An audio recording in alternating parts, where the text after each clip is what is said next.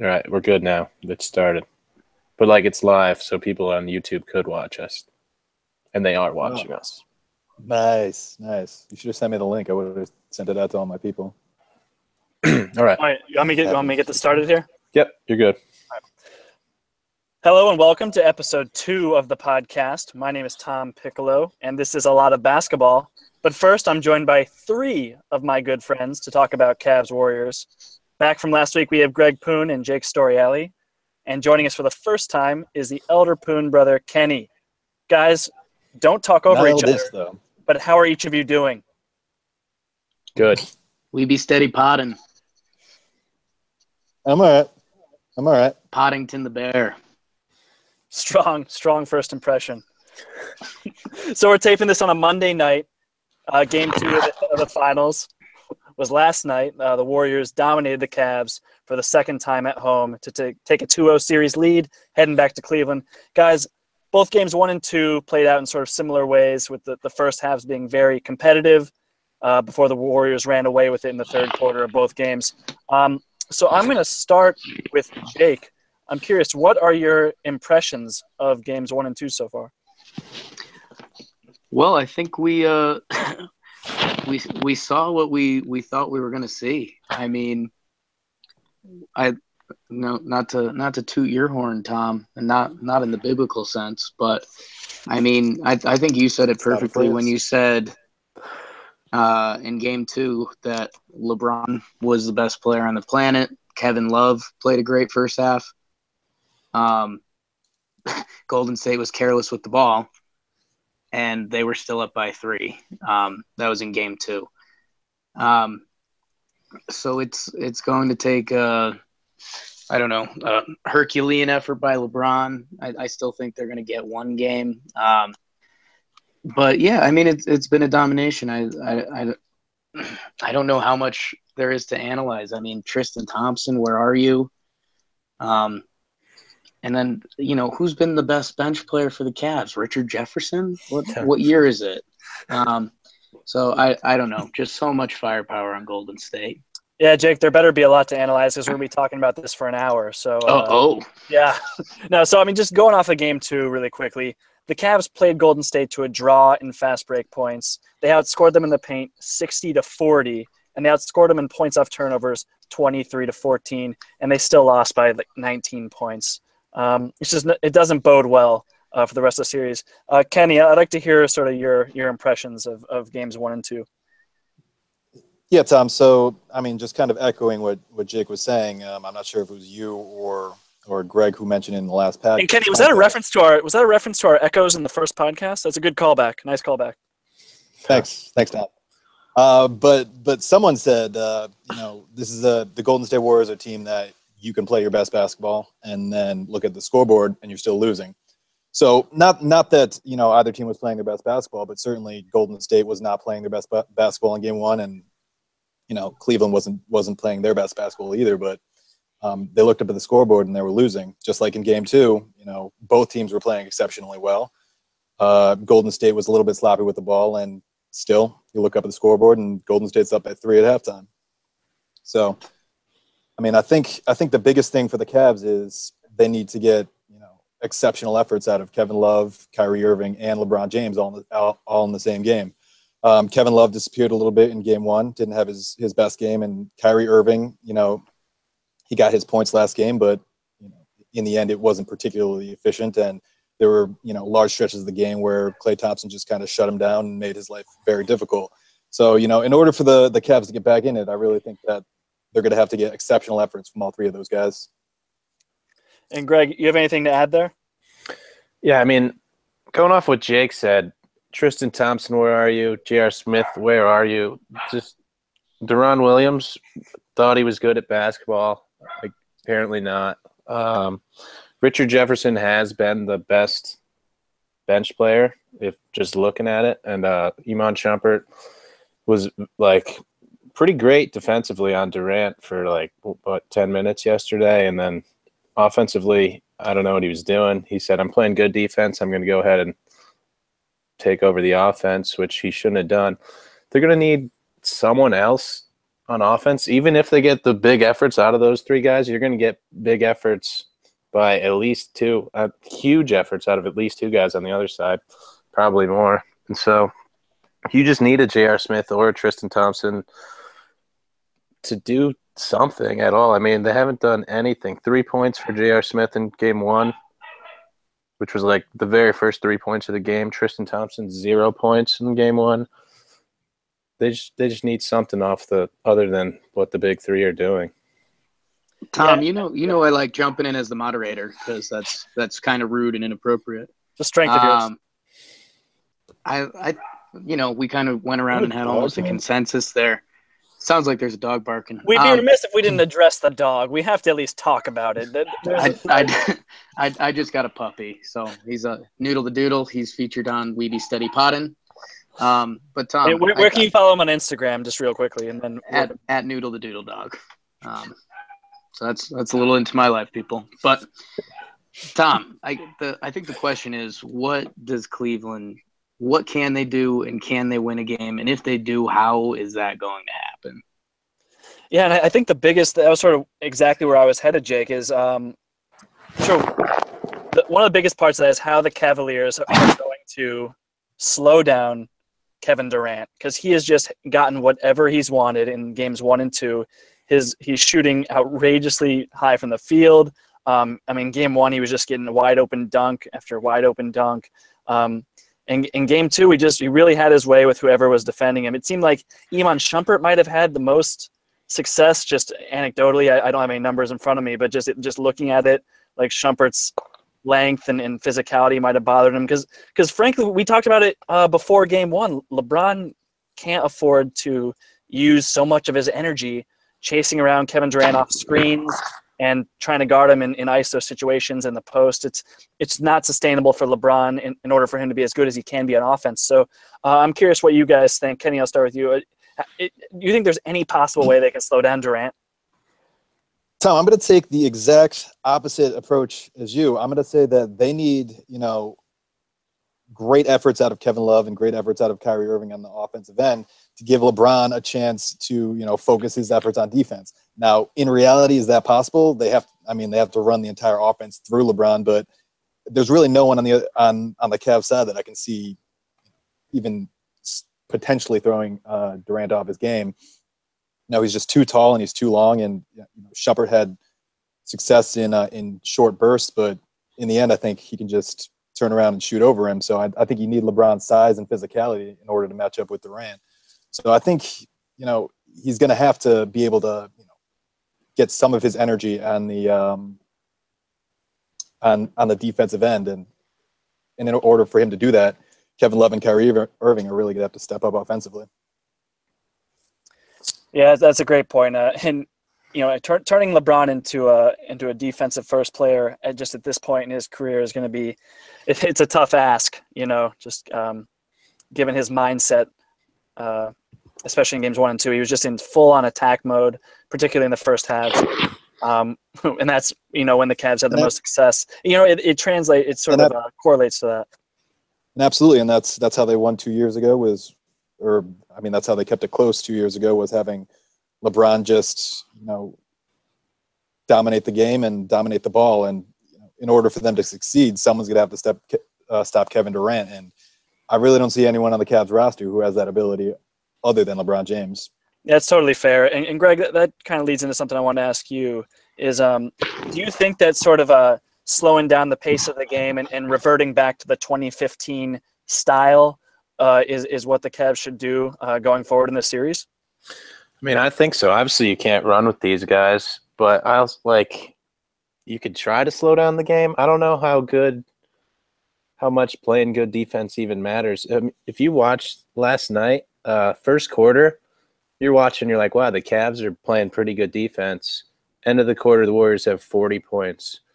It just doesn't – if it's possible to look good on defense and give up 40 points, that's what the Cavaliers did last night. I guess if you slow it down, try to lower the possessions per game and not let them shoot. But even then, they're so efficient, even in the half court. You have Kevin Durant and Steph Curry and Klay Thompson. They can run a play. They don't need to run past you. So, I mean, you're going to slow it down. I think you're just going to lose in a different way. I don't know if it matters. All right, Jake, I know you like hypotheticals here. You're Coach Lou, okay, heading into Game 3. What adjustments are you trying to make to just pull out a win in Game 3? I'm telling the front office to hire David Blatt for the rest of these games. No, I mean it's crazy. My sincere first thought was that the only way you're going to stop these guys or have a chance was to have LeBron go otherworldly on defense. Put LeBron on KD. Just tell him he's the master of his domain down there. We've seen all those crazy LeBron blocks over the years and this, that, and the other, and he's just a physical specimen. And kind of just hope that the other guys can do enough on offense. Like Irving, everyone was talking about, is he the offensive guy to handle things now? J.R. Smith, where are you? I know Korver's getting beat up on defense for the past decade, but the guy used to be an absolute weapon for Atlanta. I mean, and then in theory, I'm telling myself that I'm telling LeBron James to not focus on offense, and it sounds like you've already lost the game. I don't know. Game 3, I think LeBron James is looking at himself in the mirror and he's saying, I've got to do this. I think LeBron tries to do everything in Game 3, and maybe it's more successful than they've been doing. Maybe it's not. I think it's kind of a moot point. I still think they're going to get one in Believe Land. I don't know if it's LeBron going off or maybe a Korver, J.R. Smith appearance. If you're Coach Lou, yeah, you take it off LeBron and point to your bench guys and say, hey, J.R. Smith, you're a scorer in this league.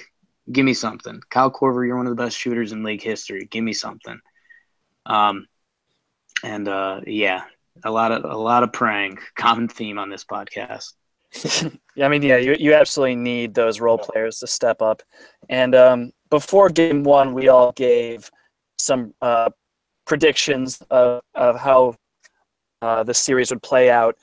Greg kind of gave a facetious Cavs sweep take. Wasn't facetious. It wasn't facetious. That is not aging well. That's my life. I know I chose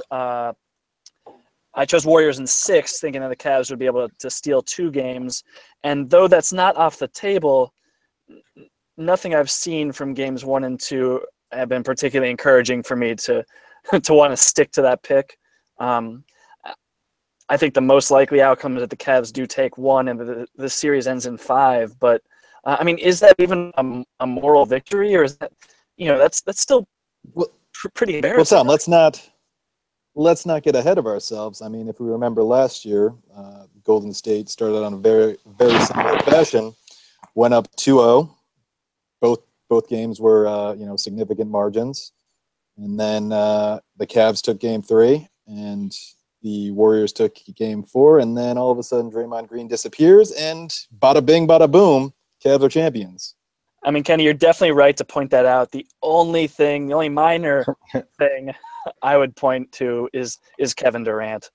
Just like the best player in the series so far has joined this team. And, I don't need to tell you how impactful he's been.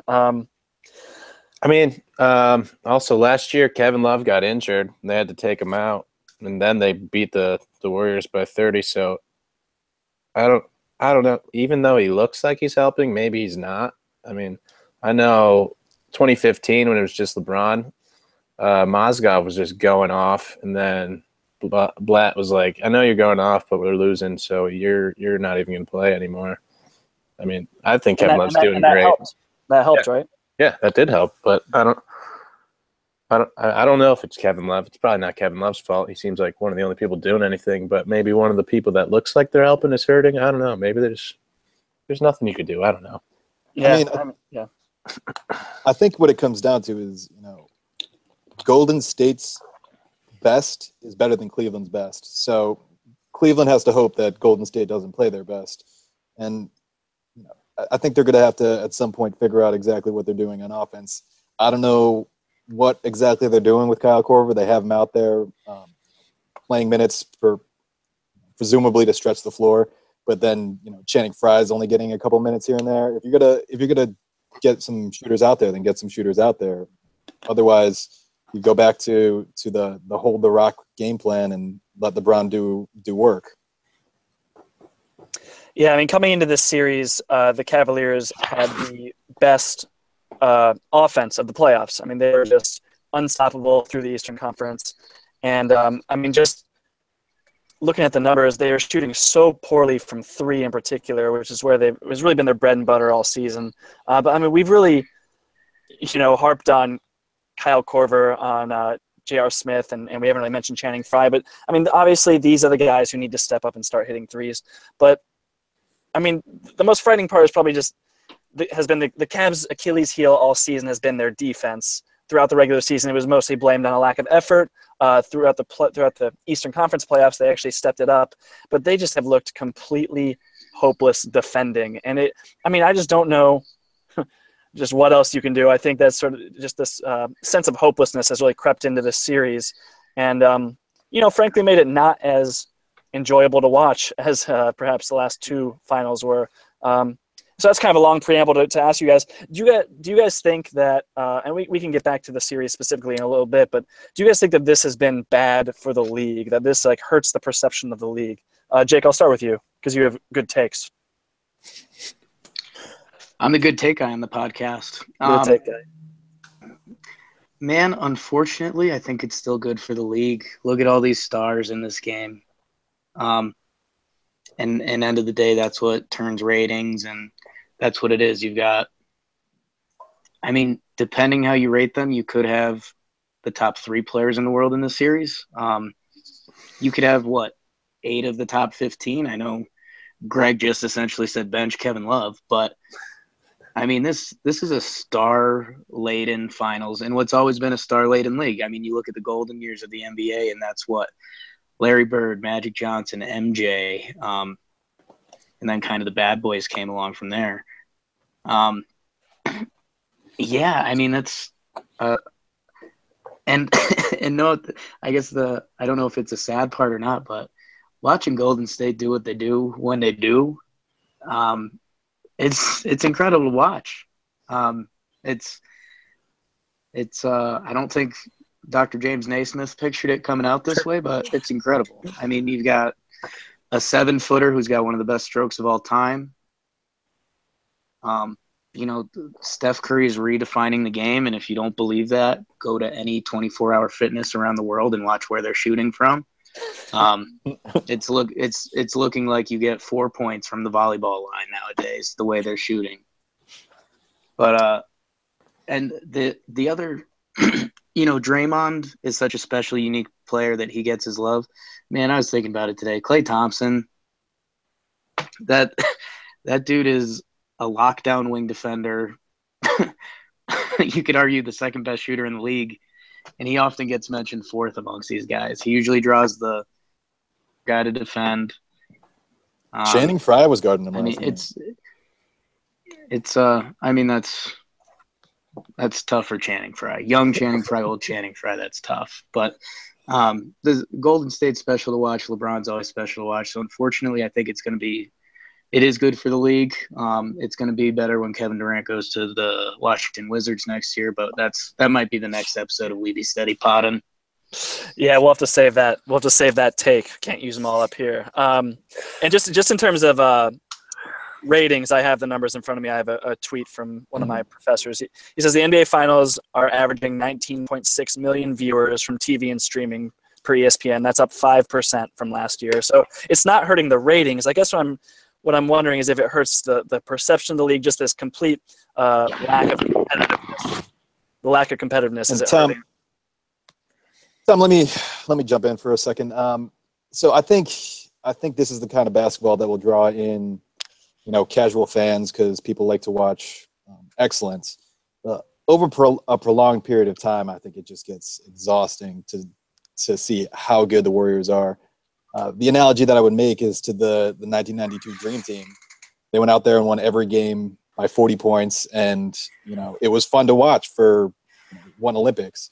But if we're going to watch this day in and day out, and you're going to start the season knowing, well, it's the Warriors and the Cavs that are going to be in the finals, I guess we can go through the season and go through the motions, but I think for the hardcore fan, it's just not as entertaining. Yeah, I'll say that the addition to Kevin Durant may help the ratings this year, but if, like Kenny's saying, if this continues and we get the Cavs Warriors for 5 years in a row, it may not be the best. I mean, it's been three years in a row right now, but I'd say this year is different than the first two with Kevin Durant. So if this was the same Warriors team as last year, I mean, I guess it'd still be interesting since this is the rubber match. But if this continues, I don't know.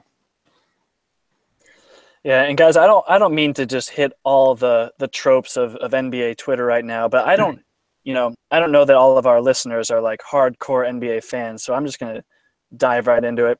If the Warriors sweep the Cavs here, does that hurt LeBron's legacy at all? Like, does the label of the sweep really matter? Not even necessarily in this debate of who's the greatest, is it LeBron versus MJ? Just in general, does it? Do you think people are going to hold this finals against LeBron?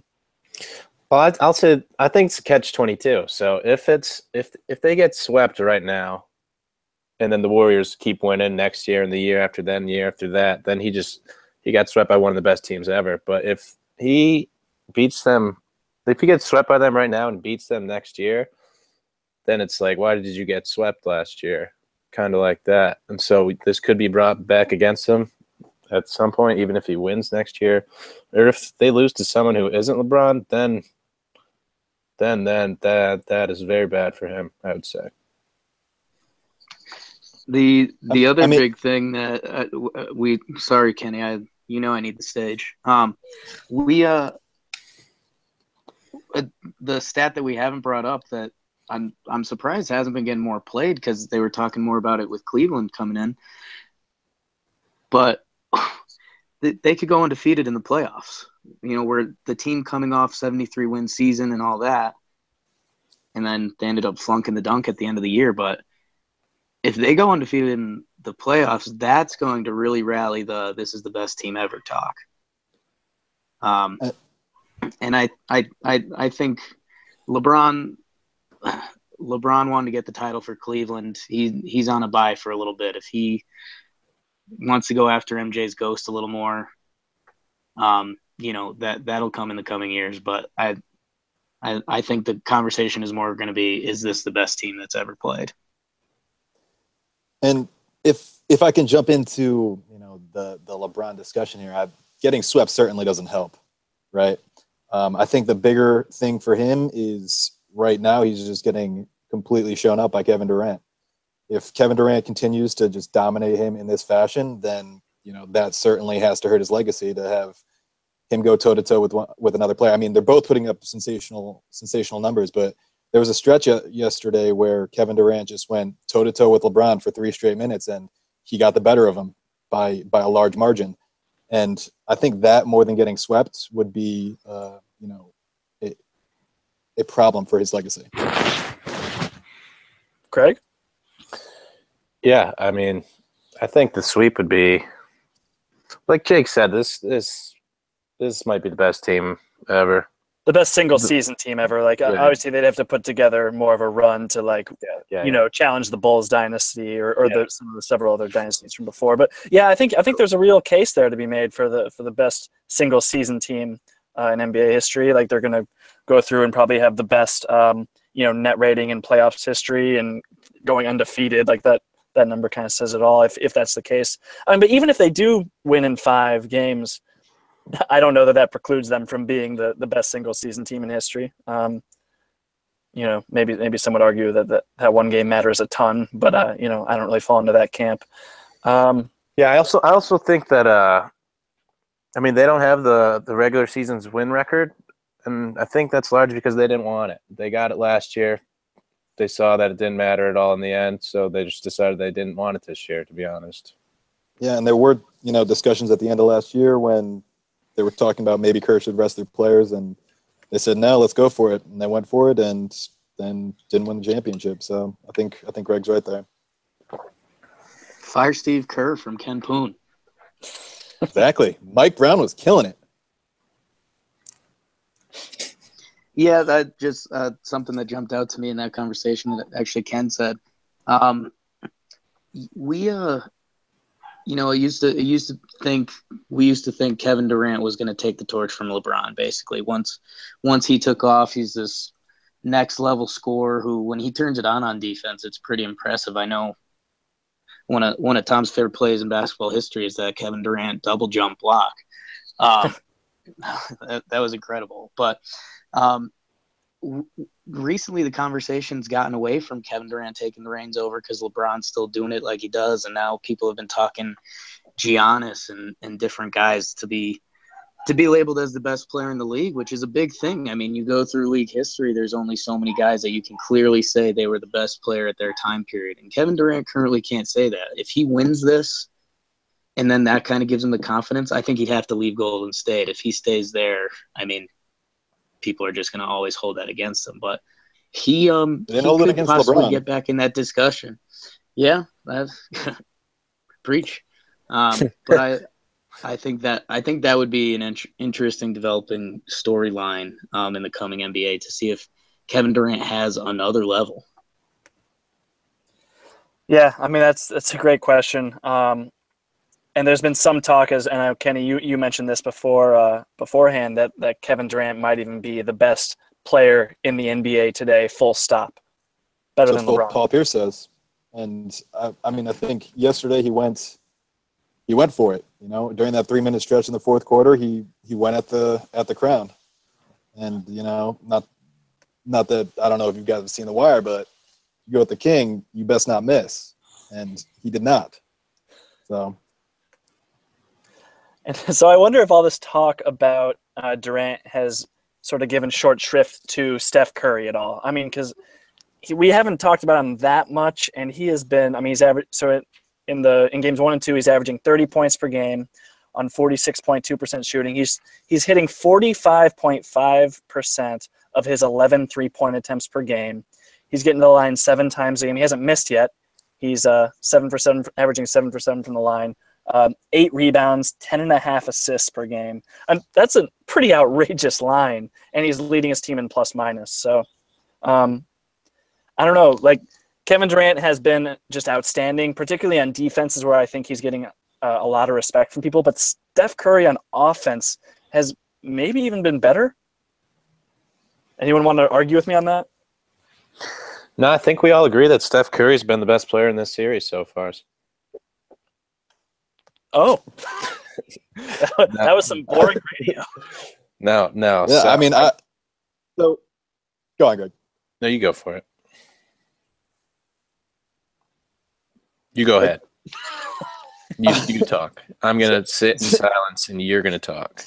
Got that brothers connection. So the Steph Curry thing's interesting. Oh, not Jenkins. All right. So with Steph Curry, that's kind of what I was touching upon with the Kevin Durant stuff, because this dude won the unanimous MVP, 2 MVPs, and and he doesn't get referenced as the best player in the league. Basically, LeBron obviously took a lot of wind out of his sails when he won it the other year. The Russell Westbrook camp is, I don't have time for that in this podcast, but it's an amazing question. The numbers Curry puts up, but people then hide behind, wow, Draymond's incredible on defense. Clay's one of the best 2-way players in the league.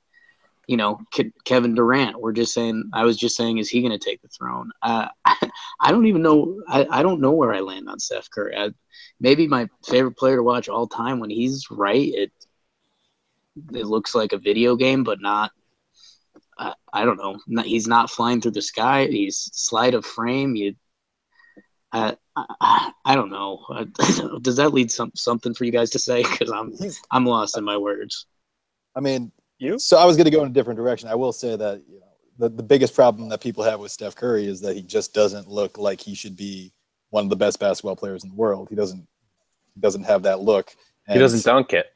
He doesn't dunk it, and he celebrates a lot. And when he celebrates, he looks like kind of a goof. So I think that I don't know how much that takes away from what people think of him. I will say I don't think that he's been the best player in this series. I mean, I'm sticking with Kevin Durant. I think that's pretty clear. If we look at game one, he went 38 points, 9 rebounds, 8 assists, shot 50% from 3. Last game, he went 33 points, 13 rebounds, 6 assists, 3 steals, and 5 blocks. I mean, I'm not taking anything away from Steph Curry. He put up a triple-double last game, but what Kevin Durant is doing is incredible. I'll say that. Curry is, I mean, it's definitely debatable.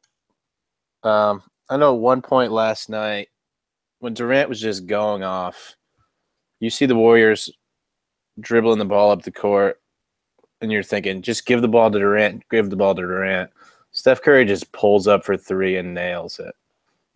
It's just like so ridiculous. Just pulls up from deep over Kevin Love. What can you do?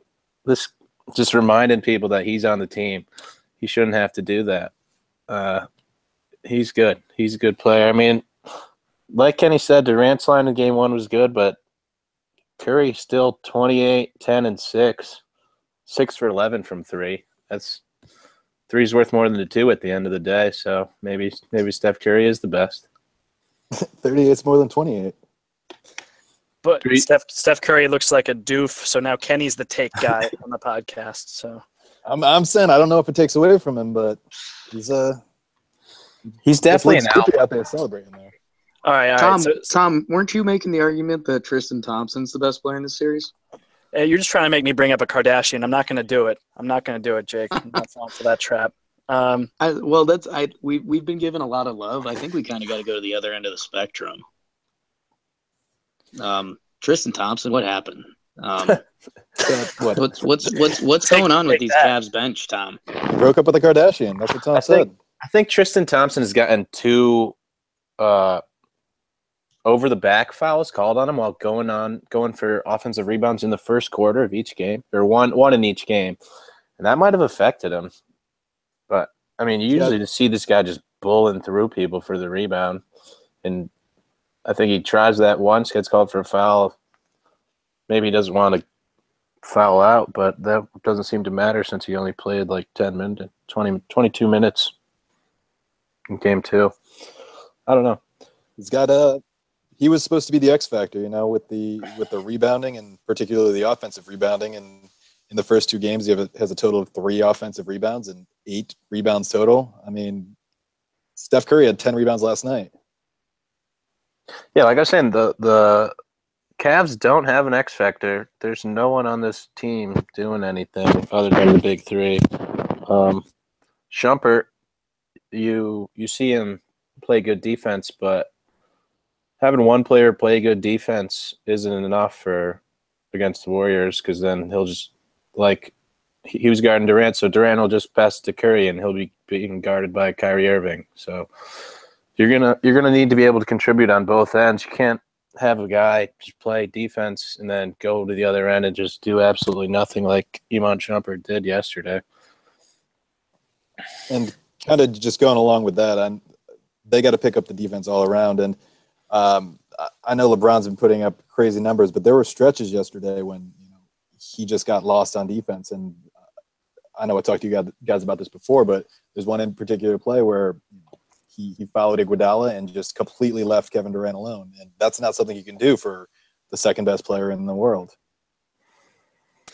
Yeah, I mean, going back to Tristan just real quickly, I've heard this criticism a few times on different podcasts today, and I think it rings true. Just that if you're the Cavaliers and you want to get better on defense, you have to play Tristan Thompson. He's your best, maybe second best defensive player, depending on how engaged LeBron is.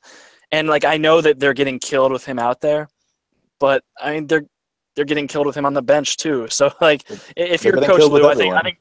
yeah, Tristan Thompson needs to play more minutes. I know he's not putting up eye-popping stats, but he's your best defender. He can switch on the perimeter. He's not a great rim protector, but at least he pulls down boards and hustles. Like, you can't go giving those minutes to Channing Frye and Biggs. And, LeBron was playing substantial minutes at the center last night. They've been playing a lot of lineups with just one big with Kevin Love at the center. And, I'm fine with those guys getting minutes, but Tristan Thompson needs to be on the floor. He's just too important in this team to be sitting on the bench just because Ty Lue hasn't liked what he's seen so far. Like, he has to play himself out of this funk for them to even have a chance. I think the question that comes up with Tristan Thompson is that, can you play Tristan Thompson and Kevin Love at the same time right now? I mean, one of them would have to guard Kevin Durant or who else is in the death lineup? Somebody. Draymond. Yeah. So basically, maybe not necessarily against the death lineup, Greg, but I think, certainly. So like going against the starters, obviously Tristan Thompson has been playing against the starters, but in any lineup where you've got Zaza out there, where you've got JaVale McGee out there, or even guys like Livingston, you can hide Thompson on, like Sean Livingston. And frankly, like there probably should be more time with Kevin Love sitting and Tristan Thompson out there just for defense, because like if you're not getting stops, you just have no chance of crawling back into these games. Yeah. And I guess, and I think you hit the nail on the head there, Tom. We said at the top of the broadcast that there's no way that Cleveland goes out there and outscores Golden State. So what they're going to have to do is they're going to have to play some defense. And like you said, you looked at the lineup and they don't have many defensive players. They have Tristan Thompson, LeBron James, maybe Iman Shumpert, and that's about it.